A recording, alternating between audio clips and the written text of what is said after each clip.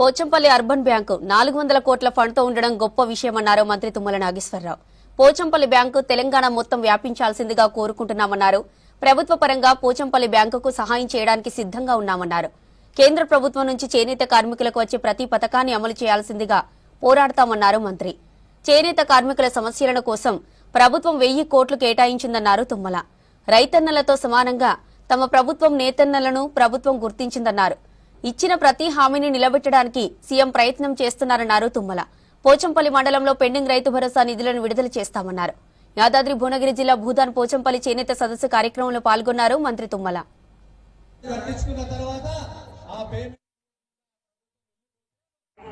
ఈ యొక్క శాఖకి బడ్జెట్ కేవలం 250 కోట్లు.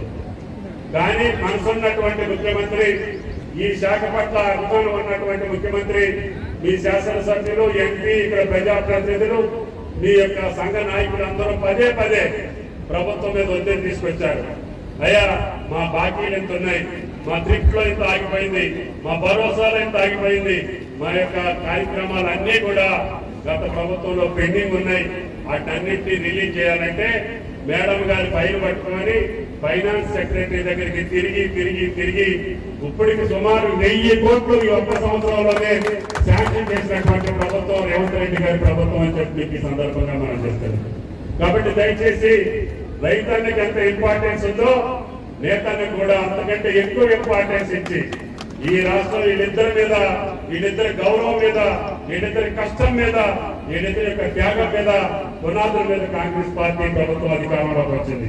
అందుకని ముఖ్యమంత్రి గారు అన్న ఈ రెండు కళ్ళు మనకి ఎంత కష్టమైనా, ఎన్ని ఇబ్బందులున్నా, నాకు ఆర్థికపరమైన వెసులుబాటు లేకపోయినా ఈ 2 శాఖల్ని మీరు కంటికి అక్కడ కాపాడాలని చెప్పి బాధ్యతలు అప్పచెప్పారు.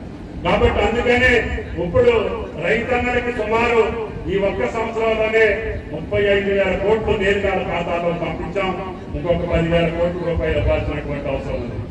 నేతన్నలు కూడా రైతన్నలకి మీరు రుణమాఫీ చేశారు, మాకు చేయరా అని చెప్పి ఆ మహానుభావుడు లక్ష్మణ్ బాపూజీ గారి జన్మదిన సందర్భంగా ఆ రోజు ముఖ్యమంత్రి గారు వేదిక మీదనే 33 కోట్లు రిలీజ్ చేశారు.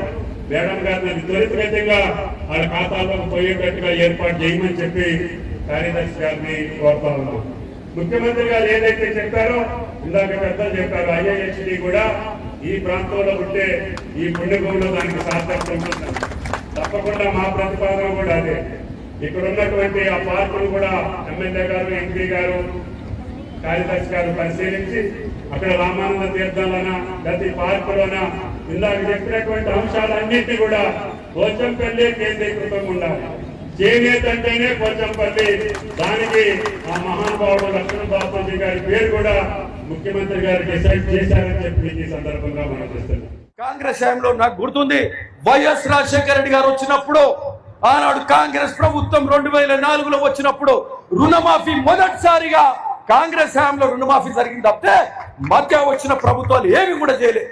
నేతన్నలకు రుణమాఫీ జరిగింది. దాదాపు 300 కోట్ల ఆర్థిక సహాయం ఆ రోజు జరిగింది. దాదాపు 2004-05లో జరిగిందంటే ఆ రోజు 300 కోట్లు అంటే ఈ రోజు 3000 కోట్లతో సమానమని ఈ సందర్భంగా చెప్తున్నాం. మరి అట్లాంటి కాంగ్రెస్ హయాంలో జరిగిన కార్యక్రమం ఈరోజు మళ్ళా ఇందిరమ్మ పాలన, కాంగ్రెస్ పాలన, రేవంత్ రెడ్డి గారి ప్రభుత్వంలో ఈ రోజు మళ్ళా నేతన్నలకు అన్ని మేళ్లు, అన్ని మంచి కార్యక్రమాలు జరుగుతున్నాయని చెప్పడానికి చాలా సంతోషిస్తున్నాం, గర్విస్తున్నాం అని కూడా చెప్తున్నాం.